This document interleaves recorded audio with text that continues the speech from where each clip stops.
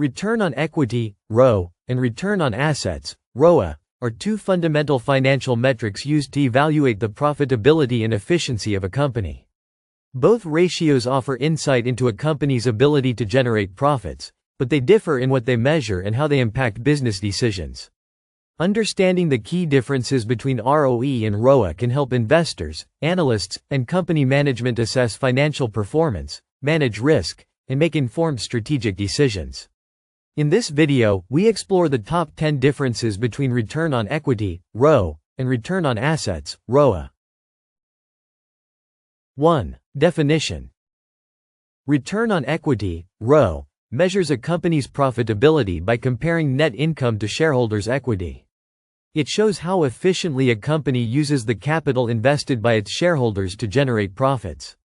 ROE is calculated using the formula ROE equals net income, shareholders' equity.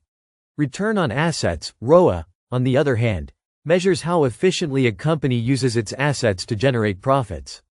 It compares net income to total assets, providing insight into how well a company uses its resources to produce earnings. ROA is calculated using the formula ROA equals net income, total assets. 2. Focus of measurement. ROE focuses specifically on the company's equity base, the capital invested by shareholders. It reveals how well the company is generating profits using this specific pool of capital. In contrast, ROA evaluates the company's overall asset base, including both equity and debt. It measures how efficiently all of the company's resources are being employed, regardless of whether the capital is from debt or equity. 3. Impact of leverage. One of the most significant differences between ROE and ROA is how leverage, the use of debt, impacts the results.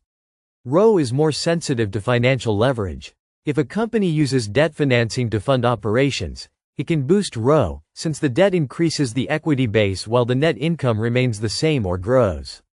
ROA is less affected by leverage, as it focuses on total assets rather than equity, making it a more accurate measure of asset efficiency without the distortion of financial leverage. 4. Interpretation of results. ROE reflects the return to shareholders and is particularly important for investors. A high ROE indicates that the company is using shareholders' funds effectively to generate profits. However, an exceptionally high ROE might also suggest excessive risk-taking, especially if the company has a high level of debt. ROA, on the other hand, provides insight into how efficiently a company uses all of its assets, not just the equity capital. A high ROA indicates that the company is generating substantial profit from its total asset base, regardless of whether the assets were financed by debt or equity. 5. Risk exposure. Because ROE is more sensitive to leverage, companies with high debt may appear to have a higher return on equity even if their overall financial health is fragile. This means that ROE can sometimes exaggerate the profitability of companies with high debt levels. Conversely, ROA is less sensitive to debt and is a more conservative measure of financial performance, offering a clearer picture of operational efficiency. 6. Usage by stakeholders. ROE is widely used by shareholders and investors, as it directly reflects how well their equity is being utilized. It is a critical metric for assessing the value delivered to shareholders. ROA, on the other hand, is more often used by management and analysts to evaluate operational efficiency and how well a company is using its total assets to generate profits.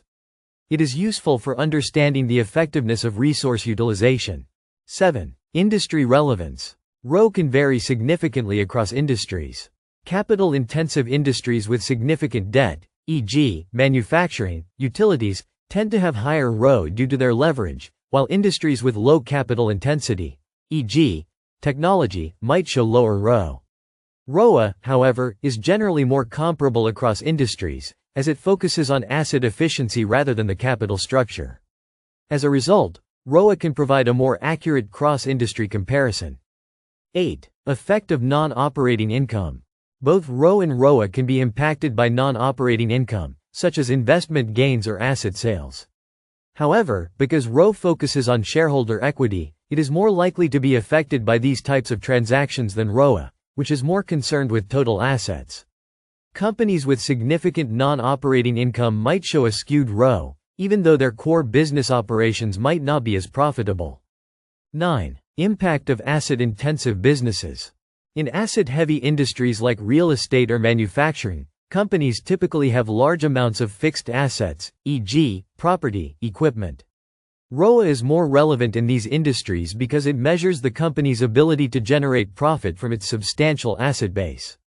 A company with high assets but low profit may have a low ROA, indicating inefficiency. In contrast, ROA may be less meaningful in asset-intensive industries, as high levels of assets might lead to lower equity returns, even if the company is profitable. 10. Profitability measurement scope. Finally, the scope of profitability measured by each ratio is a key difference. ROA only measures profitability from the perspective of equity holders, ignoring the impact of debt financing. This makes it an ideal measure of profitability for investors. ROA, however, takes into account all the resources of the company, both debt and equity, offering a broader and more holistic view of profitability. Both return on equity, ROE, and return on assets, ROA, are valuable profitability metrics, but they provide different perspectives on a company's performance. ROE focuses on shareholder returns, making it highly relevant to investors looking to gauge how effectively a company uses equity to generate profit. ROA, however, measures the efficiency of asset utilization, offering a broader perspective on how well a company generates profits from its total assets, regardless of how those assets are financed. Each metric has its strengths and weaknesses, and their importance depends on the specific context, whether it's for assessing business performance, comparing industries, or making investment decisions. Understanding the differences between these two metrics is essential for anyone involved in financial analysis or corporate strategy.